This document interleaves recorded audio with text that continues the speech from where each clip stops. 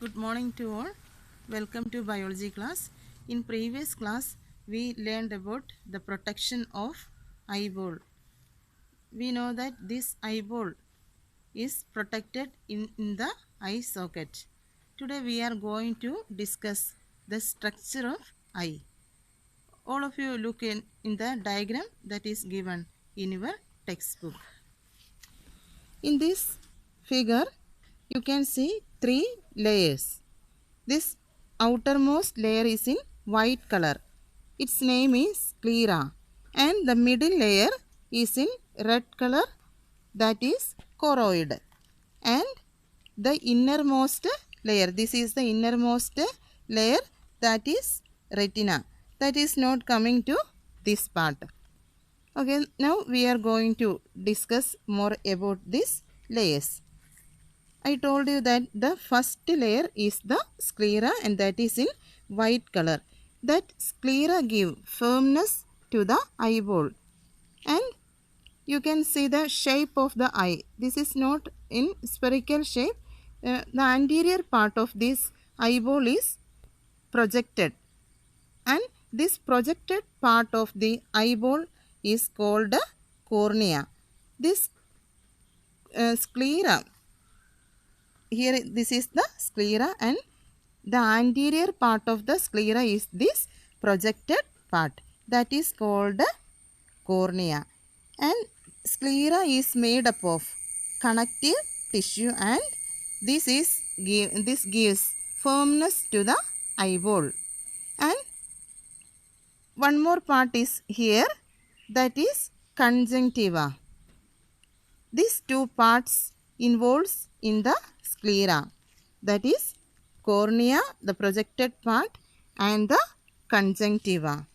This conjunctiva secretes a mucus and a fluid, that is mucus, and that keeps the cornea or front part of the eye wet. And now we are going to see the next layer, that is choroid. It is seen in red color, that means it is made up of blood vessels. We know that this blood gives nutrients and oxygen to the tissues of eye. And some parts involved in this choroid are iris. Here you can see iris. In Europeans, you can see this iris in bluish color, but in Indians this is in dark color because of the presence of one pigment called melanin. Then the iris is a colored part of this choroid. And after that you can see this is the lens, and this lens also transparent, and this lens connected to the ciliary muscles. These are the ciliary muscles and these are the ligaments. Then lens is connected to the ciliary muscles by the ligaments. Okay, then sometimes the curvature of this lens changes because of the action of this ciliary muscle. We know that muscles can contract and relax. Then lens changes its curvature to adjust the focus. Okay. Then last part, innermost part is the retina, and retina is like a screen. That means image forms in the retina. We learned that photoreceptors are the receptors that receives light, and these photoreceptors are present in the retina.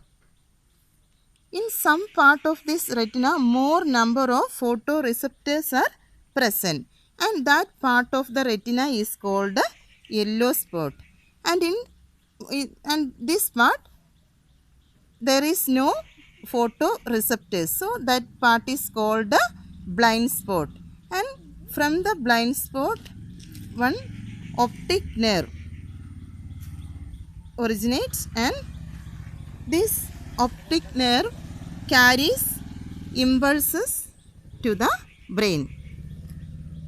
When it reaches in the cerebrum, that impulse photoreceptors changes that stimulus, that is light, into impulse, and this impulse moves through the optic nerve and reaches in the brain, and we can see the image.